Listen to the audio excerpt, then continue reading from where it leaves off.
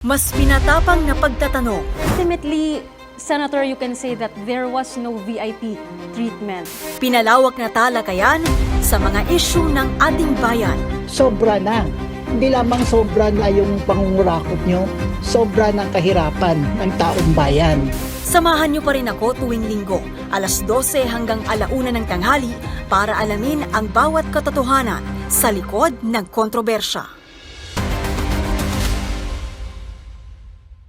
Matagal ng kontrobersyal na usapin ang tungkol sa pagsasaligal ng paggamit at pagpoproduce ng medical cannabis o marijuana dito sa ating bansa.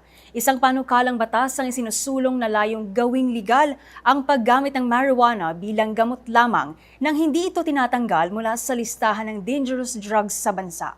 Ayon sa mga nagsusulong ng panukala para gawing legal ang medical marijuana, sisiguraduhin na magkakaroon ng mga regulasyon para raw maiwasan ang pag-abuso sa paggamit nito. Layon din ng naturang panukala na lumikha ng Medical Cannabis Office o MCO gamit ang inisyal na pondong nagkakahalaga ng 1 bilyong piso. Pero mismong Department of Health ay tutol sa paglikha ng mga produkto mula sa cannabis. Ilang health institutions din tulad ng Philippine Medical Association ang mariing tumututol sa pagsulong sa pagsasaligal ng medical marijuana dahil sa pagiging inaccurate at unscientific nito. At ayon pa rito, mas lumalamang ang mga masamang epekto nito sa pangangatawan ng tao kaysa mga benepisyo nito. Para bigyan tayo ng mas malinaw na paliwanag sa isyong ito, makakasama natin si Dr. Tony Leachon, Independent Health Reform Advocate and former President of Philippine College of Physicians. Dr. Tony, magandang tanghali po. Thank you for joining us in the program. Maraming salamat for the opportunity na mas mapaliwanagan natin ang publiko at ang mga senador at saka mga congressman para sa ganun, hindi ma-aproban to medical cannabis bill. At kung ma-aproban man, dahil sa kanilang votes, kailangan i-tighten up natin ang mga regulasyon para hindi ito maabuso ng mga kabataan at ng publiko. Alright. Dr. Tony, this is a very controversial, very serious and multifaceted issue that we're gonna discuss. You have been very vocal about it. You have been always giving warnings on the risks of it sakali pong isulong ito ng mga lawmakers, mga mambabatas po natin, no? Could you lay down these risks sakali pong ipatupad ito or matuloy ito, no? Maging batas itong medical marijuana bill. Bakit po hindi natin gamitin ito bilang gamot?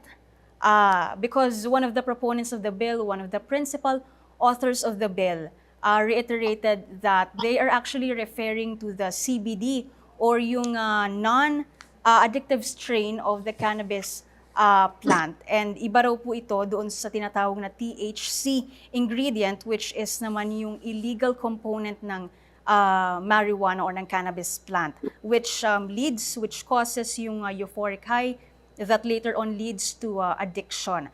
Can you please explain to us first, Dr. Tony, what really cannabis is for? Ano po bang nagagawa nito sa pangangatawan, sa kalusugan po ng tao? And second, what are the risks that come with it? No, sakaling gamitin po ito bilang gamot sa particular na sakit po. Well, unang-una, ang opinion ko, hindi lang naman opinion ko personal. In fact, nagkaroon kami ng press conference ang Philippine Medical Association at nag-issue kami ng press statement yan kasama ang 21 organizations. Organizations na membro din ng mga medical institutions at saka mga societies. So opinion ko ay opinion ng 99% ng doktor, 100,000 ang mga doktor sa Pilipinas. Kung meron man na sumusuporta dito, I can say mga 5% lang. Now, tingnan natin ng konteksto kasi sa Amerika kasi may recreational marijuana, pero isa lang kasi ang aprobado nito for medical purposes. Now, meron tayong ahensya, ang pangalan ay FDA sa Amerika, US FDA. Meron dito rin sa atin local FDA. Ang aprobado, para gumamit tayo ng gamot, kailangan may research. Number one, may science ito. At ang aprobado lang to sa FDA ay isang indikasyon. Ito ay para sa epilepsy or pediatric seizures. At ang gamot na naaproban ng pangalan Epidiolex. Naintindihan natin ang THC at saka yung other variants nito. Right. Ngayon, sa Amerika kasi, pwede mag-decide yung mga federal lawmakers nila na gamitin sa recreational. Pero hindi sa gamot. Pero pagka inaproban mo kasi siya, yan ay magiging gateway para mag-open ka ng para sa malawakang paggamit ng recreational. Kumbaga in a country like in America, ako nakapunta ako sa mga states na yan eh. At isa sa napuntahan natin ay Seattle. At nakaupa tayo ng Airbnb at may cannabis store. So inobserbahan ko, pagkabili nila, nag-away-away na at merong pulis sa bawat kanto. Sa makatuwid, maabuso yan in a country. Siyempre, hindi ma-aproban, nilalako ngayon all over the world kasi ang laking pera nito eh. Ngayon, sa Bangkok, ginawa yan. Ano nangyari? Dumami ang crimes. Dumami ang adverse events. Ngayon, in a country like the Philippines, aproban mo medical cannabis, 60,000 lang yung market niyan ng mga bata. Bakit gagawing batas? So, hindi naman tayo pinanganak kahapon. Hindi tayo pinanganak kahapon na hindi ito gagamitin para sa ibang bagay.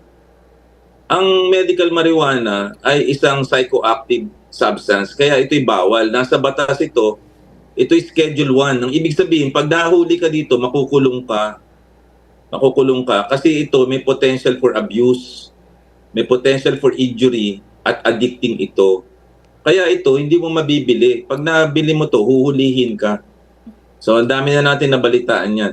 At ito, ginagamit ito sa mga pagsisuicide ng mga famous personalities. Ang kahuli-hulihan na rinig natin ay yung South Korean actor ng Parasite na nagmamariwana, nag-alcohol, nagkaroon ng mental health problem. Ano nangyari sa kanya? Nagkulong sa kotse, tapos namatay. So sino pa ang mga nagmamariwana? Dami sa abroad. Sikat pa, sina Whitney Houston.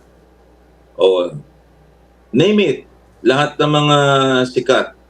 Tapos, in combination with other drugs, pwede silang mag-cocaine, pwede silang anti-anxiety drugs, pwede maglasing. Tapos, mawawalan ka na sa iyong ulirat, pwede kang mag-suicide. Ang dami niya magkaka-mental health problem. Pwede rin kang magkaroon ng irregular beat, pwede kang ma-heart attack, pwede kang mag-cancer. So, marami siyang effect na nilatag ang mga neurologists, psychiatrists, cardiologists, lung specialists. So sa makatuwid, kaya hindi ito mailabas outside of the PDEA Dangerous Drug Board kasi masama siyang gamot. Ngayon, pagka ginawa natin yan ng batas, sinong pipigil sa iyo na gamitin siya sa other purposes? Very loose ang ating regulatory at enforcement agency. Ang shabu nga, bawal nakukuha natin sa kanto Yan, anong yan ni Senator Gatchalian? Ready ba ang kapulisan? Ready ba ang Dangerous Drug Board? PDEA.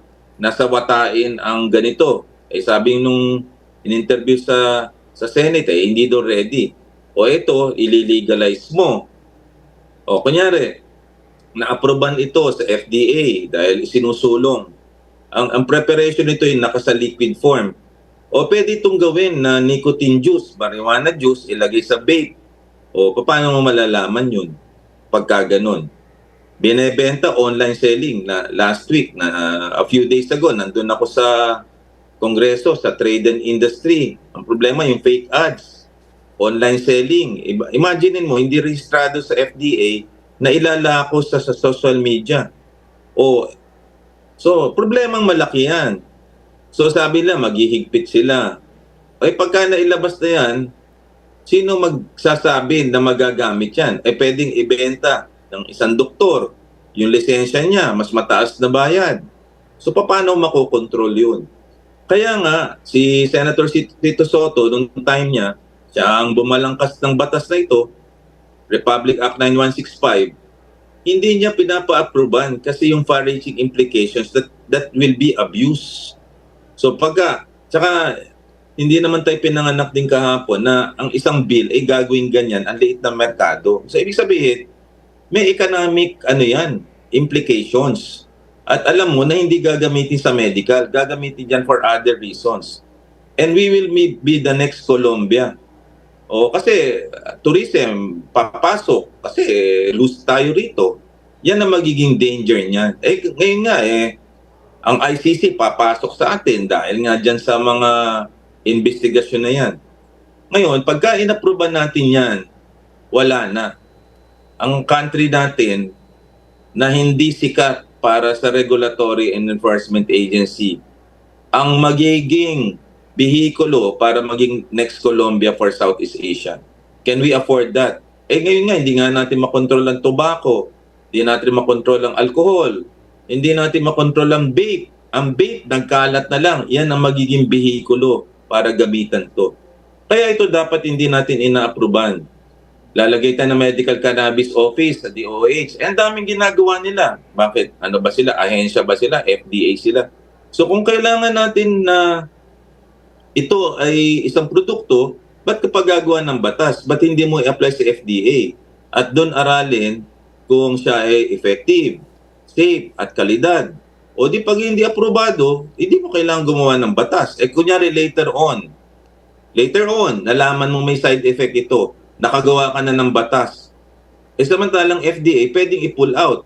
Katulad ng Dengbaxia, nung nalaman pa lang may side effect, o di pinull out. Ang daming nagpo-pull out. Ba't kailangan mong gumawa ng batas?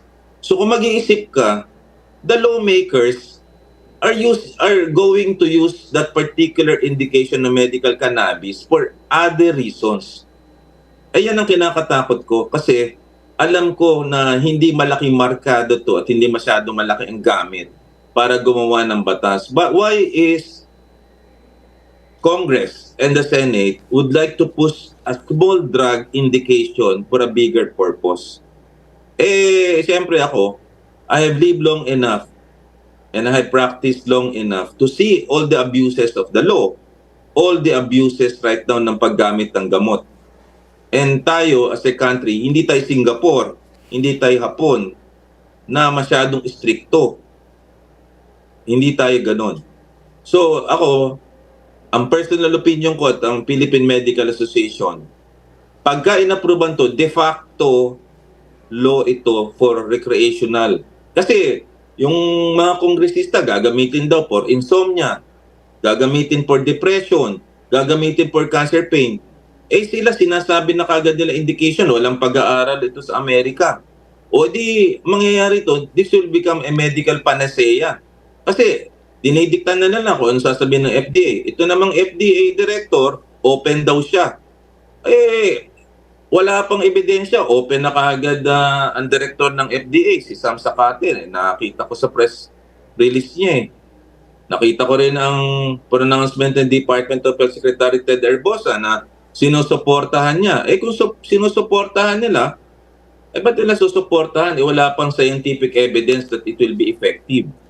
So nakikita ko, ma-approve to kasi ang nag-a-approve ng budget ng DOH at saka FDA, lawmakers So malamang ma-approvean to. Ngayon, kung ang mga lawmakers natin, senador or congressman, hindi nagke-care for the safety of the public, then we're up right now for a bigger problem. Ang dami nating problema na dapat nating sagutin Ang surge ng non-communicable disease, ang dami nag-heart attack, stroke, cancer, ang dami nagda-dialysis.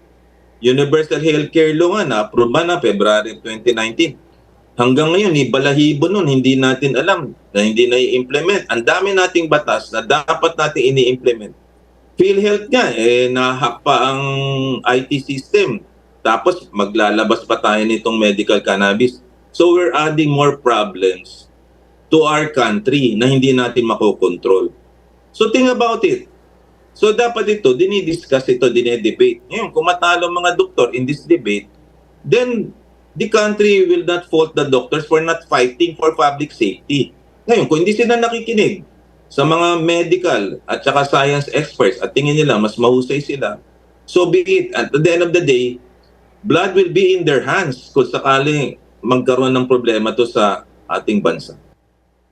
Alright. Dr. Tony, ito pong sinasabi niyong mga harmful effects, impacts, makukuha pa rin po ito kahit na yung sinasabi ng mga proponents ng bill na to, natatanggalin daw po nila yung illegal component ng cannabis or ng marijuana.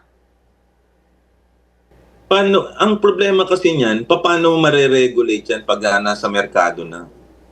Mamomonitor ba nila ang use niyan? Mga magulang ba alam? Di ba? O kunyari, yung bumiling magulang, kunyari, magkukunwari, may pediatric seizure at gamitin ng ama for other reasons. Pwede naman yun eh. Pwede rin mag-usap yung magulang at saka yung doktor. I'm not saying na people will do that. Bakit nga yung vape? Yung vape, DOA sa may hawak niyan, pinasa ng lawmaker sa DTI. O ngayon, naglipa na kahit sa mall, kahit sa bangketa, nabibili mo. Binaba nilang edad from 21 to 18. Kaya ngayon, 10 anyos, nagbe-vape na yung mga tao. Number 3, nilagyan nila ng flavor. Mga prutas para to enhance. O, ganyan ang mangyayari dyan. So tayo, gumagawa tayo ng problema. Madali kasi sabihin sa batas na susundin yon. Ang problema yung enforcement eh. But dun ba tayo nakatira sa bahay ng mga pamilyang yan nagagamit? Matutuntun ba natin from the paglabas yan sa customs? O may tatara ba yan sa ospital? Matetrace mo ba yung doktor na magbibigay? Yung pasyenteng bibigyan? Pag may adverse event, sino ngayon ang accountable? Lawmakers ba? Doktor ba? Yan ang mga questions na kailangan natin sagutin. Since ang nagpo-push nito lawmakers, kunyari may mamatay sa overdose nito, sino ang accountable dito? Yan ang mga tanong na dapat natin tinatanong sa ngayon sa technical working group. At mabuti, isa sa publiko. Kasi ito, nangangamba ako eh. Our country has been known for drugs. At yan ang pinoproblema ng bansa. Katulad ng panahon ng President Duterte. In fact, yan ang campaign strategy niya eh. And even up to now, even our national leaders, batuhan. Batuhan sila. Iba, merong fentanyl, may cocaine. Imagine mo at that level, ang pinag-uusapan ay drugs. Di ba? So all of these things, naguguluhan ako. If our lawmakers right now, at their own level, ang problems nila is about abuse. Kawawa naman si Juan de la Cruz, di ba? So these are questions that we need to ask. And leaders should ask the right questions so that they will be able to craft a law that will actually safeguard a lot of people, particularly the young. Kasi ang young, open yan, malambot yung mga yan. Ano natin yung mga may edad, mature na yung pag-iisip. But yung mga bata that will be online, hindi naman natin alam pagka naka-computer yung mga yan, o-orderin niya yan eh. Ma-check ba natin yun habang nagtatrabaho tayo? We cannot. Tinanong nga ang Shopee at Lazada sa Congress, sa trade and industry. Nakakapag-sell sila ng produkto. Hindi naman nila alam na hindi para aprobado ng FDA. Ang NBI nga, kaya pala hindi matanggal itong mga fake ads. Wala silang kakayanan to analyze whether these products are actually registered or not. Biro mo yun? So how can you actually implement something when the enforcement agencies and other agencies are not ready? We cannot do that. No, kailangan natin higpitan kasi hindi naman ang ina-aproban natin ordinaryong gamot. A drug that is actually banned at this point in time. Para maging medical cannabis yan, kailangan i-delist mo siya from the dangerous drug board. We cannot do that. We will open the floodgates to more crimes and more side effects. Alright. Dr. Tony, so naniniwala po kayo na yung manufacture, yung cultivation po ng cannabis or ng marijuana ay hindi dapat illegalize completely. So naniniwala po kayo na walang kahit anumang parameters na pwedeng ilagay doon sa minumukahing batas para, ma-push through po ito? madali kasing sabihin yan eh, para lumambot ka eh. Pero if you remember, a few years ago, isang famous young actor ang nahulihan sa NLEX na punong-puno ng marijuana na dahon galing sa norte at nakulong itong actor na ito. 'Di ba? Ngayon, yan ang mangyayari sa atin. Kasi pagka nilegalize mo yan, sino ang hihinto sa'yo para magtanim ka sa bundok ng Northern Luzon or other areas? Sino ang haharang dun? Yan ang problema na nakikita ko. Kasi baka maging perception ng tao, uy, inapruban na medical cannabis, magtatanim na ako niyan. Kasi pwede kong ibenta ito at maging raw product ito. No? Ang isa pa nakakatakot yan, pwedeng gawing isang pharmaceutical company, kopyahin yung formula ng Epidulex at igawing generic form. Tapos tayo dyan. Kasi pwede ka na maraming variants yan. Pwede kang gawing juice, pwede gummies, pwedeng kung ano-ano pa. Very creative eh. So kung hindi malikot ang isip mo in terms of protecting the public, makaka-encounter tayo niyan. Yan ho yung kinakatakot ko kasi I'm just reading eh. I'm reading other countries. I'm reading Thailand, I'm reading the US, I'm reading Portugal, some countries or Canada. Kung yan ginamit at bakit successful, di dapat na-aproba na sa Amerika for medical cannabis. Hindi eh. Ibig sabihin, walang ebidensya that it is useful for the things that they are claiming. Dr. Tony, I mentioned earlier and we talked about yung ilan sa mga safeguard na sinasabi ng mga proponents ng bill na to. Ilan sa kanila sabi, para daw maiwasan yung addiction or abuse ng publiko sa paggamit nito, sa mga otorisadong ospital, drugstore, medical facilities lang daw pwedeng ma-access yung medical marijuana at mga accredited physician or mga doktor, accredited doctors lamang daw po yung pwedeng prescribe or may otoridad na mag-prescribe ng medical marijuana. So you think these regulations are not enough to stop yung... Hindi. Kasi paano ka nagiging expert sa paggamit ng marijuana? But toxicologist ba ang ibang doktor? Karamihan ng nagpa-practice general practitioner eh. Para maging expert ka, pediatric neurologist ka ba? Kasi pambata ito. Ikaw ba'y poison expert, toxicologist? Ibig mo sabihin, general practitioner ka, marunong ka mag-handle nun. That's the question na gusto kong sabihin. Ma-abuse yan eh. Kasi hindi naman lahat expert eh. Number 2, sana i-research sila yung isang gamot misoprostol. Isang gamot yan para sa ulcer.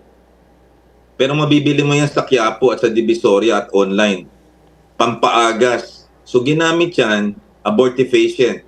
Is a drug invented for gastric ulcer. Pero ang side effect nun ay naaagas. Ngayon, nabebenta online. Pero hindi registered sa FDA. So, may humuhuli ba? Wala. Ngayon, pag inapruban mo itong medical cannabis na to, sinong hihinto sa mga bata para gamitin to pampahay? Sabihin mo nga. So, dapat yan, yung mga ganyang klaseng tanong, tinatanong natin. Madali kasi sa batas para ma-aproban eh. Pero enforcement, malabo yan. Malabo yan. Kaya ito, kailangan pag-isipin nilang mabuti. Once na na-aproban nila ito, nako, asahan mo, mangyayari ito na magiging Colombia o Southeast Asia. Kasi hindi tayo ganong kabangis, ganong kahigpit, ganong kadisiplina like Singapore. Sa Singapore, pag landing pa lang, sasabihin, pag nahulihan ka ng drugs, death penalty. Pag ikaw'y naninigarilyo, bawal, ikaw ay magmumulta. Pag nagkalat ka ng basura, huhulihin ka. Pag ikaw ay nagbandalism, paparusahan ka. Ganun ba ang bansa natin? Hindi. Hindi tayo ganun. Yan ang mga questions na gusto kong itanong sa kanila. Kung ang kultura natin hindi disiplinado, paano natin ma-implement yan? Alright. Sa tingin niyo po, Dr. Tony, may mga maisasuggest ba kayo na safety measures na dapat i-incorporate dito sa medical marijuana bill para po maiwasan or to completely stop the addiction or abuse? Is this possible? Well, wala eh. Ang gawin nila, itigil na nila ang pagpupush ng medical bill na yan kasi yan de facto for recreational. Number two, palakasin nila ang FDA at maglagay doon ng mga expert para irikisa ang trial ng efficacy safety. Sa FDA na lang idaan, wag na silang gumawa ng batas. Pagka naggawa ng batas at na-disapprove yan, paano na yung mga infrastructure? 1 billion na ilalagay nila sa medical cannabis office. Ang dami nating problema. Yung 1 billion yan can go a long way to solve other problems.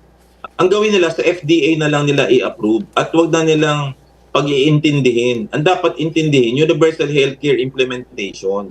Yun ang mas maganda. At isolve natin ang ating non-communicable and lifestyle diseases na kumikitil sa maraming tao, yung coronary artery disease, stroke, cancer, dialysis. Ang dami nagda-dialysis ngayon. Yun ang dapat iniintindi natin rather than itong maliit na merkado na ito. Alright, Dr. Tony. Na-mention niyo po kanina at naipaliwanag niyo na maraming bansa na po ang ginagamit itong marijuana or cannabis, hindi lang for medical reasons but for recreational purposes also. Ano pa pong ibang masasabi niyo tungkol rito? Ano po yung mga naging iba pang impact sa mga bansang ito mula sa paggamit ng cannabis? Bukod po dun sa sinasabi niyong dumami yung krimen doon sa mga nabanggit na bansa na pwede pong mangyari dito sa Pilipinas once naging batas po itong proposed measure na ito? Dadami ang magkakaroon ng sakit sa puso. Dadami ang magkakaroon ng hypertension. Marami ang magkakaroon ng cancer. Dadami ang crimes. Marami ang magkakaroon ng suicide, mental health problems kasi ginagamit ito for other problems. Ngayon, ba't natin dadagdagan pa yung ating problema? Sasakit ng ulo natin. Ngayon, magdadagdag pa tayo ng budget ngayon para sa PNP, sa DILG, sa Dangerous Drug Board para bantayan ito. Magdadagdag din tayo ng budget para sa DICT. Kulang na nga tayo sa budget, gagawa pa tayo ng mga ahensya para magbantay dito. Ang borders natin, porous. Ang ibig sabihin ng porous, butas-butas. Pwede yan through Mindanao, pwede sa Northern Luzon yan. O hindi naman natin nababantayan ng shores natin. 'Di ba? Archipelago setting tayo. Hindi katulad ng ibang countries, isa lang ang airport. Pagpunta mo na Singapore, Changi Airport ka lang. O sa Japan, pagbagsak mo, either Narita or Haneda ka lang. 'Di ba?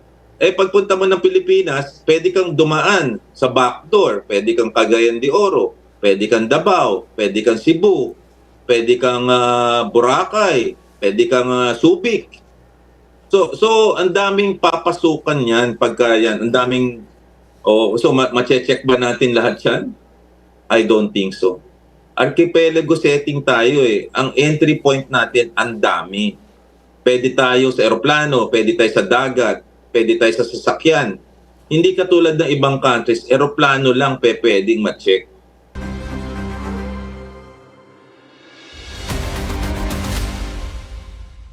Kasama pa rin po natin sa ating programa, Independent Health Reform Advocate Dr. Tony Leachon para pag-usapan at bigyang linaw sa atin kung ano ba yung mga epekto sakaling maisabatas yung medical marijuana bill. Alright, Dr. Tony, sakali pong matuluyan nga po na maging batas itong medical marijuana bill, ano po yung mga nakikita nyong challenges, particularly doon sa rollout po ng medical cannabis or ng medical marijuana? Ang nakikita kong challenges yung pagdating sa airport niyan kung paano matutuntun na diretso talaga dadating sa mga hospital. Tapos matatanggap ng tamang doktor, may i-dispense ng tama, mapapalo up mo, yung adverse events maayos mo. Hindi ganun tayo paklaro on that eh. And then, sino gagawa din ng post-marketing surveillance trial sa clinical trial na yun? Ang daming ginagawa ng FDA. Ang FDA nga, during the hearings sa Committee on Trade and Industry, wala silang kakayanan. Mahina ang police power nila in the first place. NBI din, wala din kakayanan. Imagine mo, nag-file ako ng case tungkol sa fake ads. Hanggang ngayon, 6 months na, wala pa rin lunas. Wala pa rin solusyon. Sabi nga ni Congressman Beron, mapalad ka eh. Ako, nag-file ako sa NBI, 7 years na, congressman pa siya. So, kunyari, maraming magreklamo. Masosolve ba ito ng NBI? Hindi. Hindi ito masosolve. Masosolve ba ito ng PNP? Sa daming ginagawa. Masosolve ba ito ng DICT? Nakahack pa nga tayo eh. Masosolve ito ng Department of Health? I doubt. Kaya, pag inaproba nito at na-delist ito, kailangan magdasal tayo for our country. We should, actually, I'd like to quote John F. Kennedy. We should not pray for easy lives eh. We need to pray for strong leaders eh. Dadagdagan ko lang, strong leaders na meron silang focus, may commitment sila to public health and safety. At meron din silang passion and sheer will to succeed. But I don't see it eh, right now eh. Very, I would say, cavalier sila about things na sa tingin ko, dapat nag-worry tayo. When we see lawmakers right now are very lenient towards this dangerous product, then we need to pray na ang mga bata ay magkaroon sila ng pag-iisip to be enlightened. And I also pray for media organizations like you to enlighten the public and even our lawmakers and even the president that this should not be approved. Once na-approved to, hell will break loose at yan na nakakatakot. Sinasabi po ng mga proponents, principal authors po ng measure na ito, ng bill na to, na yung paggamit po ng medical marijuana ay for quote-unquote qualified patients only. Para po sa inyo, gaano ka komplikado, gaano ka vague itong terminong ginamit nila na ito? Madali yun eh, qualified eh. Marami kasi pinapresent sa Congress. Malay ko naman kung tunay yun. Siyempre, hindi mo naman naririkisa. So may mga iiyak sa Congress. Papakita sila mga bata na umiiyak. Merong compassionate use naman doon nila ilatag sa FDA. Ang daming mga grupo na ganito, iiyak sila, nangangailangan silang gamot. Okay naman yung pag-iyak at naaawa tayo doon. Pero wag naman nating lahatin ng bansa na nangangailangan ito. Ang liit na merkado eh. So, the compassionate use ruling, meron na. Asa batas na yun. So, dapat doon na lang ilalatag. Sabi lang mabagal. Talaga mabagal. Dahil niririkisa mo to ayaw mo maabuso eh. So, I don't know the qualified patients. Kasi ang dami naman pasyente pwede magkunwari na meron sila. Di ba? Alright. Patients are very difficult kasi even in the history taking sa office magsisinungaling sila. Tatanungin mo, naninigarilyo ka ba? Sasabihin nila, hindi. Minom ka ng alak? Hindi. Nagda-diet ka ba? Oo daw. Pero pagka tinimbang mo, 235 pounds, paano mo sasabihin nagda-diet yung pasyente? Di ba? So, paano mo masasabi yun? Kitang-kita naman na hindi. So, majority of patients tell a lie. Majority, I'll tell you. And that's why we fail. Kasi ang daming pasyente sa atin, ignorant. Kaya we need a lot of education. A lot of patients, pasaway. Ang ibig sabihin ng pasaway, they know it's bad, pero they're doing it. Ang dami niyan. Now, you're talking here of kids. Paano mo nalaman na nangangailangan yun? Sinong gagamit ng mga magulang na magsasabi na kailangan nila yon? Ang hirap Ang hirap magtiwala for a drug na pwedeng may potential for abuse. Sorry but I have this paranoid thing in my mind that it will be abused at it will not be used for the intended indication na sasabihin nila. All right. The Department of Health already expressed its outright opposition on the cultivation and on the manufacture of the medical marijuana. Pero nabanggit nyo nga rin po kanina, Dr. Tony, na open po yung FDA director sa paggamit ng medical marijuana as long as it's for, yun nga, sa medical usage or reasons. Paano po sa tingin yun makakaapekto yung pagkakaiba sa pananaw ng DOH po at FDA? Paano po kaya ang magiging impact nito sa kalalabasan ng proposed measure na ito kung matutuloy ba o hindi? Maluwag yung FDA director Dapat yung rigor, detail, at saka yung paghihigpit nandun sa FDA director. Kung yung FDA director, open kagad. Wala pa nga yung detalye ng clinical trial. Maluwag na kagad ma-approvean yan. Ang FDA director, hindi dapat parang politiko. Dapat science siya. Kasi kaya nga FDA siya In America, ginagalang ng FDA. In fact, independent siya, autonomous siya. Dapat hindi siya naglalatag ng mga claims na ganyan that will promise na ma-approve kagad without the benefit of clinical trial. Yun lang. Medyo disappointed lang ako sa komento na yon. Kasi kung FDA director, ganyan, hindi nga masolve yung fake ads at saka fake drugs, I doubt. So baka ito, ma-approve. Alright. In relation po doon sa opposition nga ng DOH sa pag-cultivate and pag-manufacture ng mga produkto ng cannabis, sinasabi po nila na kailangan merong enough scientific evidence and of course as well as yung evaluation on public health implications. Sa ngayon po ba, anong scientific evidence ang meron tayo when it comes to the usage of medical marijuana? At do you think enough po yun, sapat po ba yun para, makapag-decide ang ating bansa na gamitin nga yun, not only for medical purposes only? Wala tayong kakayanan Ang basihan natin, ang reference country natin, US FDA, pinakamalagana, pinakamagaling. Kung sa kanilang approve lang pediatric seizures. And then our lawmakers are saying that it's effective for other uses. Ngayon, madaling sabihin ng Department of Health na cultivation lang sila. Pero pag na-approve na yung batas, kaya ba ng DOH na i-monitor yung mga cultivation na yun, pagtatanim na yun, manufacturing, sa dami ng ginagawa nila? Madali yun na against ako dyan pero maririkisa mo ba yan? Kaya dapat hindi approvean. Wag na natin. I think we need to put a halt.